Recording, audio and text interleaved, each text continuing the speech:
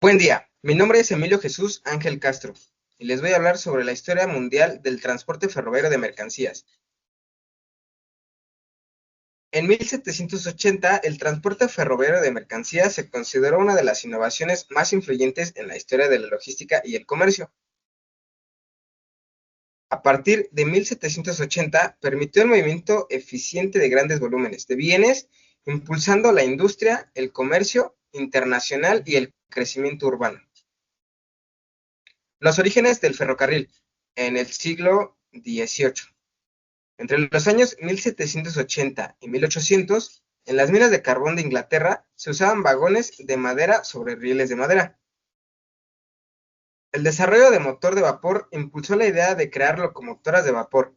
La primera fue patentada por James Watt en 1769. En 1804, Richard Trevithick construyó la primera locomotora de vapor que movía vagones sobre rieles.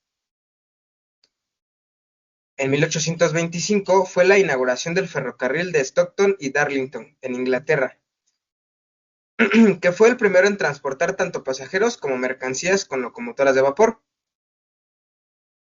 Innovaciones en el transporte ferroviario de mercancías. Entre 1870 y 1910 se da la introducción de vagones especializados, tolvas para minerales, cisternas para líquidos y frigoríficos para alimentos. Las primeras pruebas con trenes eléctricos las inició Robert Davidson en 1838, cuando construyó un carruaje equipado por baterías capaz de alcanzar 6.4 kilómetros por hora. El primer ferrocarril con suministro eléctrico en la vía fue el tranvía, en 1883, al norte de Irlanda, que utilizaba alimentación por un tercer carril. Tras la Segunda Guerra Mundial, en 1955, se construyeron las locomotoras de vapor, dando paso a los motores de combustión interna, que hicieron a las locomotoras diésel más baratas y potentes. En el siglo XX, auge, crisis y transformación. A principios del siglo XX, en 1900 y 1910, el tren era dominante en el transporte de mercancías. En las décadas de 1950 y 1970, la competencia del transporte por carretera y el avión provocó una crisis en los ferrocarriles. En las décadas de 1950 y 1970 se dio la introducción de trenes eléctricos aumentando la eficiencia. En la actualidad, desde el año 2000 es considerado uno de los medios más eficientes y ecológicos para transportar mercancías pesadas o a larga distancia. A partir del 2006 tiene un menor impacto ambiental que el transporte por carretera, en el consumo de recursos naturales. La integración multimodal fue a partir del 2008. El transporte ferroviario se integra con otros medios como camiones y barcos para crear cadenas de suministro más eficientes y flexibles. A partir del 2015 se volvió una opción más económica, eficiente y ecológica para el transporte de grandes volúmenes de mercancías. Hola, buenas tardes. Mi nombre es Alex Eduardo Aranchaga y yo les voy a hablar sobre la Historia Nacional del Transporte Ferroviario de Mercancías. La llegada del ferrocarril a México se comenzó con la idea de construir una línea ferroviaria en el gobierno de Anastasio Bustamante, que fue de 1837 a 1839. Posteriormente, el 22 de agosto de 1837, se otorgó la primera concesión para la construcción del ferrocarril. Sin embargo, por causa de fondos, este proyecto comenzó teniendo dificultades hasta que finalmente el proyecto fracasó. El 31 de mayo de 1842, el presidente Santa Anna autorizó de nuevo el proyecto que iba de Veracruz a San Juan, aproximadamente 25 kilómetros. Sin embargo, este proyecto tuvo que ser pausado por los conflictos internacionales de esa época, hasta que en el año de 1850 se inauguró el primer tramo de ferrocarril. Para 1862, ya las líneas férreas que ya se habían expandido a 41 kilómetros, que ya operaban con normalidad, pero este crecimiento fue brevemente pausado hasta que en 1833 Lerdo de Tejada continuó con las aportaciones a este medio de transporte. pero al final de cuentas es Porfirio Díaz el que impulsa ese transporte con la ayuda de compañías norteamericanas, francesas e inglesas, y lo lleva a otro nivel creando nuevas rutas, creando un impulso económico en varios aspectos, resaltando la minería. Para el año de 1910, el país contaba con más de 20.000 kilómetros de vías férreas operando diariamente. Durante los últimos años de gobierno de Porfirio Díaz, se crea Ferrocarriles Nacionales de México, organismo que fungió para administrar las concesiones de todos los ferrocarriles del país. En 1995 se hace la reforma ferroviaria. El presidente Ernesto Zedillo inició el proceso de privatización. Se dividió la red de concesiones entregadas a empresas privadas como Ferromex, Kansas City Southern de México y Ferrosur. En la actualidad, en México, en términos de tonelada kilómetro, el transporte ferroviario total alcanzó 92.132 millones de toneladas kilómetro en 2023 frente a 87.071 millones tonelada kilómetro en 2022.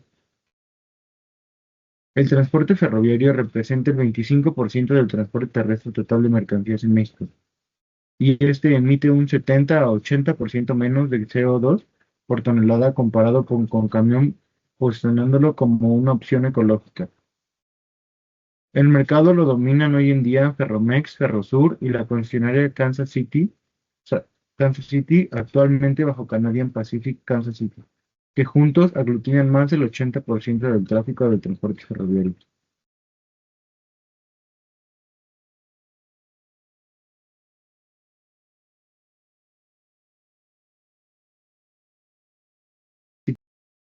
Mi nombre es Eric Giovanni García Navarrete y voy a hablar sobre las organizaciones internacionales que regulan el transporte ferroviario de carga.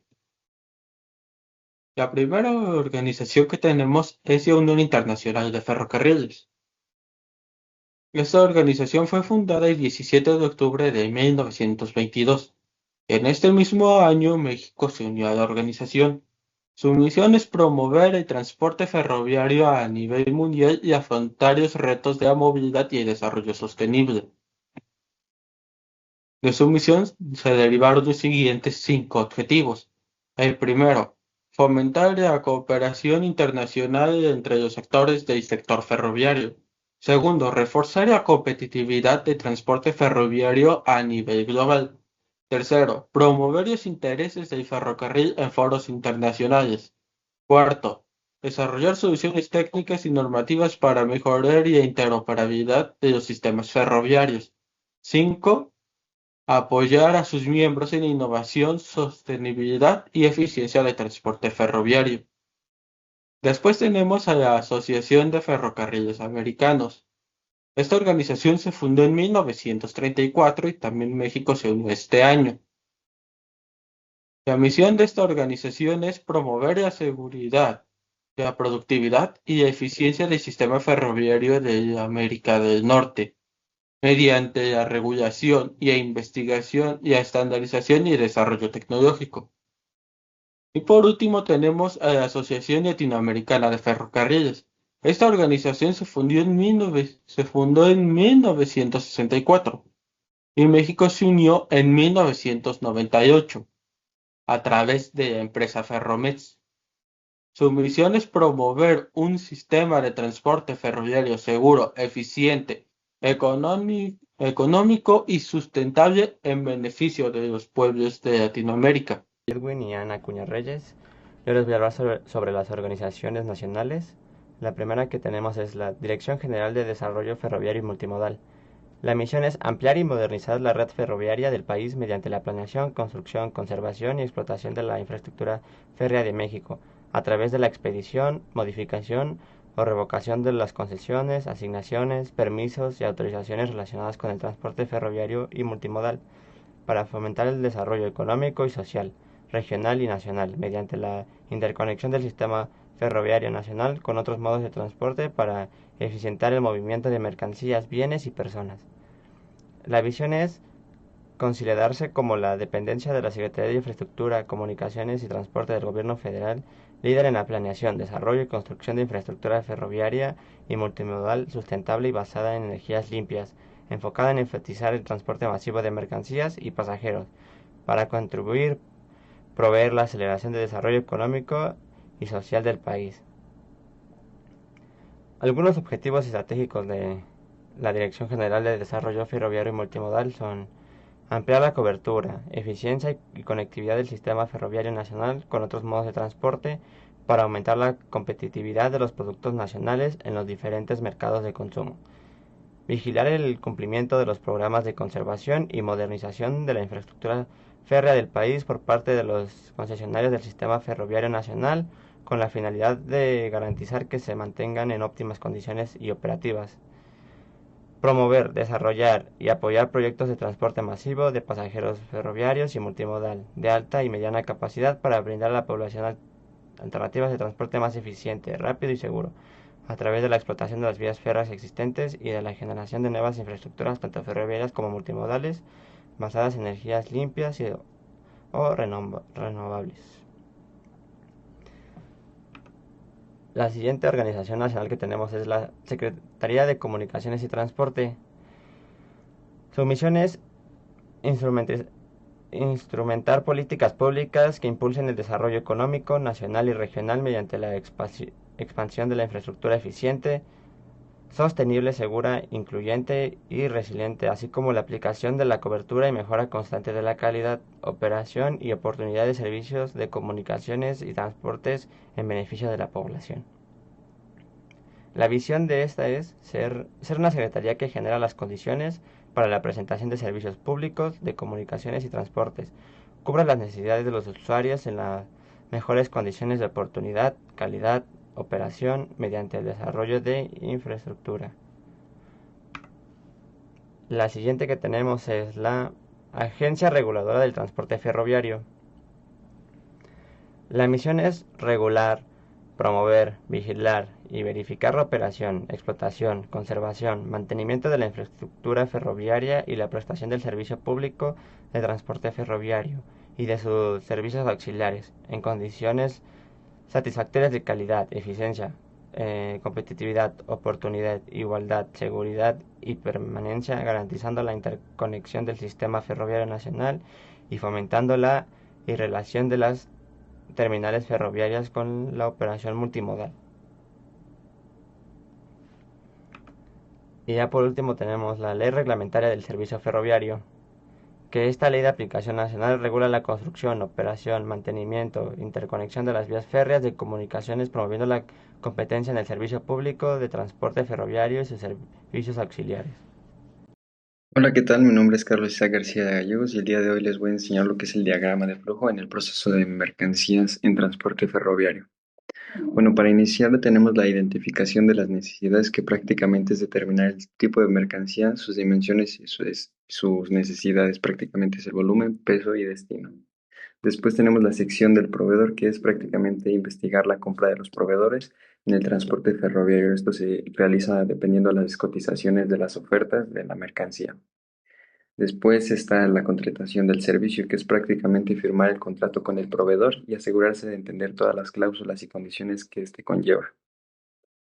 Tenemos en otro punto la documentación inicial, que es prácticamente una factura comercial, una guía de embarque y una carta aporte. Estos tres documentos son la que nos van a acompañar durante toda la transportación de la mercancía del transporte. Y en otro punto tenemos la preparación de la carga, que prácticamente es hacer el embalaje, el etiquetado adecuado y todo lo que quede perfectamente para el envío de la mercancía. Esto conlleva un certificado de origen, solamente si aplica. El seguimiento del envío es uno de los siguientes puntos y es prácticamente utilizar las herramientas del seguimiento otorgados por el proveedor o los proveedores y mantener una comunicación constante para este rastreo. En el siguiente punto tenemos la coordinación del envío, que es prácticamente tener todo programado, como lo dice, la fecha y hora de la recolección de las mercancías, y para eso tenemos permisos especiales como para mercancías peligrosas. Después tenemos la recepción de la mercancía. Este es la verificación de la llegada del estado de mercancía, y en el informe de la recepción viene un documento que avala que la mercancía fue entregada de la mejor manera posible. Después de esto tenemos la evaluación del servicio, que es prácticamente evaluar el desempeño del proveedor, ya que este nos proporcionará la retroalimentación para algunas futuras mejoras. Y por último tenemos las mercancías peligrosas, que son prácticamente las sustancias que requieren unos ciertos permisos, ya que estos representan algún riesgo para la salud humana, para la seguridad pública y en general para el medio ambiente. Y estos se clasifican por 8 clases, que son los explosivos, los gases, los líquidos inflamables, los sólidos inflamables, combustiones en general, eh, contaminantes tóxicos radiactivos y corrosivos, que esto entra dentro de las mercancías o sustancias peligrosas. ¿Qué tal? Buen día a todos ustedes. Mi nombre es Hansel García y a continuación voy a exponerles el tema de activo fijo, estación ferroviaria de carga y descarga de mercancías.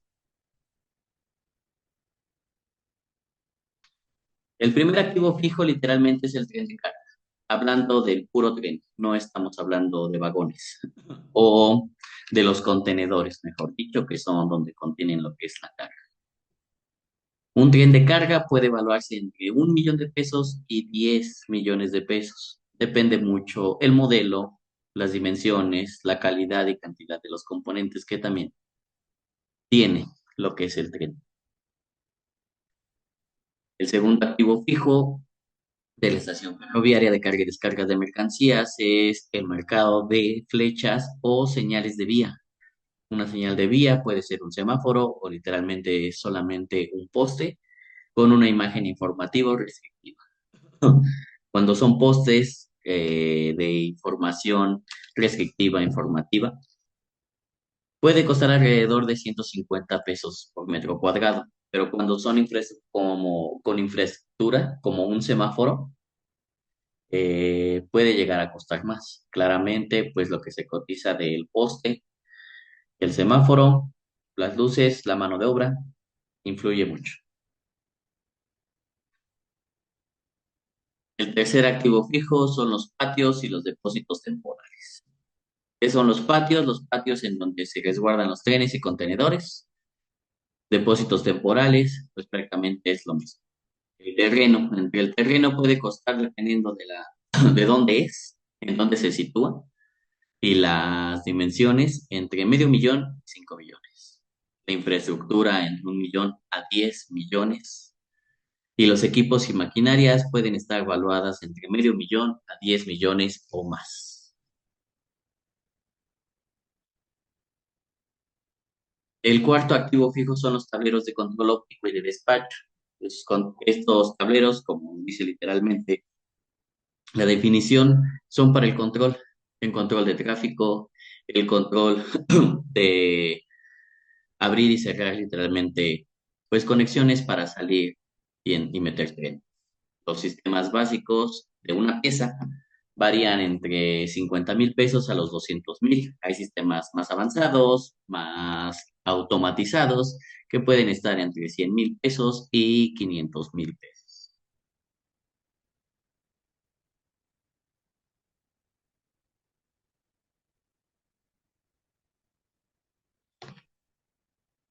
El quinto activo fijo es el equipo de oficina.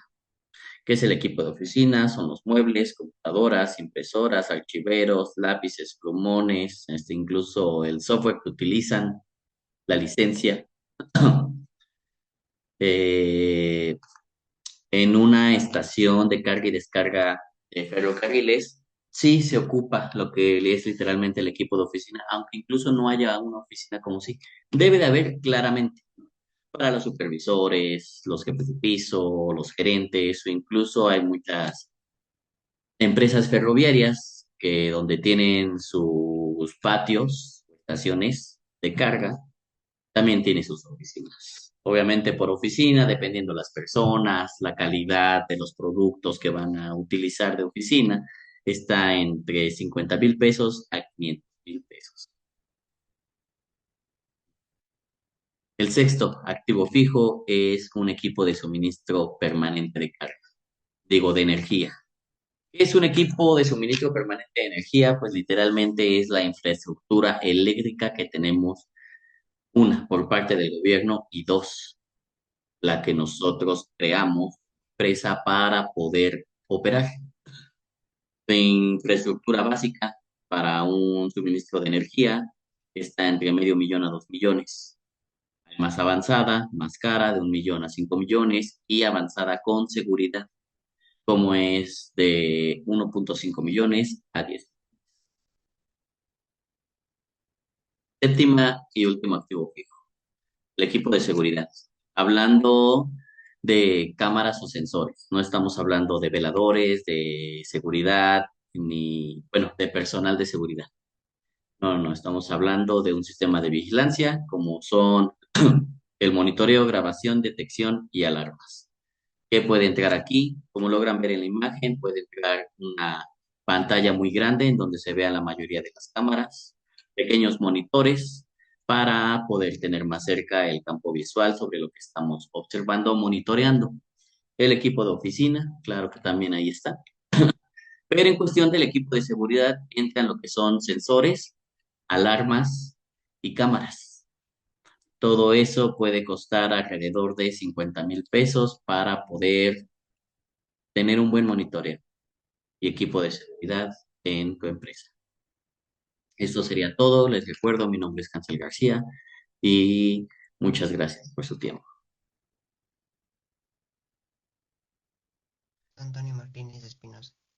Yo les voy a hablar de qué debería hacer México para ser igual de eficiente que Rusia en el sistema de transporte ferroviario de mercancías. Como primer punto es ampliar y modernizar la infraestructura ferroviaria en ubicaciones clave, tales como Corredor Interoceánico del Istmo de Tehuantepec, Coatzacoalcos, Salina Cruz, que tiene una longitud aproximada de 308 kilómetros de vía férrea. Otro de los puntos sería Corredor Norte, Monterrey Nuevo Laredo, Ciudad de México, ya que es una de las principales vías industrial y comercial y requiere una ampliación y automatización. Es el corredor ferroviario más importante de México para el comercio con Estados Unidos. Corredor Bajío Altiplano, Querétaro, Guanajuato, Aguascalientes, San Luis Potosí. Es una zona automotriz e industrial ideal para trenes de alta frecuencia. La red del suroeste necesita una modernización ya que su infraestructura está deteriorada y necesita una rehabilitación para conectar con Chiapas, Tabasco y Campeche, con puertos y centros logísticos. Otras acciones que se podrían hacer es construir doble vía en rutas saturadas como Celaya, Irapuato, León. Electrificación parcial en tramos con alta pendiente o carga. Uso de vías secundarias como red de transporte para evitar congestión. También sería cuellos de botellas actuales en el paso fronterizo Nuevo Laredo. Alto volumen, ya que tiene un alto volumen de exportación, saturación en patios de espera. Y en el puerto de Veracruz hay problemas en descarga y transferencia ferroviaria. Para resolver los problemas se necesitan la construcción de libramientos ferroviarios en Celaya. Ya está iniciado Guadalajara en el libramiento sur y Ciudad de México conectar directamente al AIFA el sistema ferroviario. Ampliación en patios de maniobras en el Voladero, Manzanillo, Veracruz y Monterrey. Y automatización de señales y uso de sistema de control centralizado CBTC o PTC. También se necesita fomentar la multimodalidad en el transporte de mercancías. Implica la integración eficiente de ferrocarril, camión, puertos, aeropuertos y plataformas logísticas. Una de las desventajas que tiene todo esto es que conecta industrialmente automotriz, agroindustrial y electrodomésticos. También hay acceso directo a Estados Unidos por medio de Nuevo Laredo y altamente competitivo para nearshoring. Otra que necesita hacer México es reformar el marco legal y fomentar la competencia 3G entre sus principales operadores es Ferromet, KSSM y Ferrosur. Dominan el sistema concesionario. Acciones. Crear una plataforma nacional digital de control de tráfico y horarios. Fortalecer a la Agencia Reguladora del Transporte Ferroviario, ARTF. Aplicar el acceso abierto regulado como se hace en Europa. Un nuevo operador puede usar vías existentes pagando una tarifa justa. Inversión en tecnología y digitalización. PTS, Positive Train Control, previene choques y mejora eficiencia. CBTS, control basado en comunicación, gestión avanzada del tráfico. Aplicación sugerida. Corredores automatizados Manzanillo-Guadalajara, Bajío-Nuevo Laredo, Monterrey, Ciudad de México. Centros de datos y software de logística, Parque Industrial Querétaro, Monterrey, Ciudad Juárez. Capacitación y desarrollo del capital humano. Se puede hacer en instituciones clave como el IPN, la UAM, ITES, la Universidad Autónoma de Nuevo León, la UEDG. Pueden formar técnicos e ingenieros ferroviarios, al igual que los CONALEPS y universidades tecnológicas. Se puede también crear un Instituto Nacional de Transporte Ferroviario con sedes en Monterrey, Querétaro, con logístico, Veracruz o Coatzacoalcos, en puertos y energía. Y con esto cerramos nuestra exposición. Muchas gracias por su atención. Y aquí está la bibliografía de donde sacamos los datos.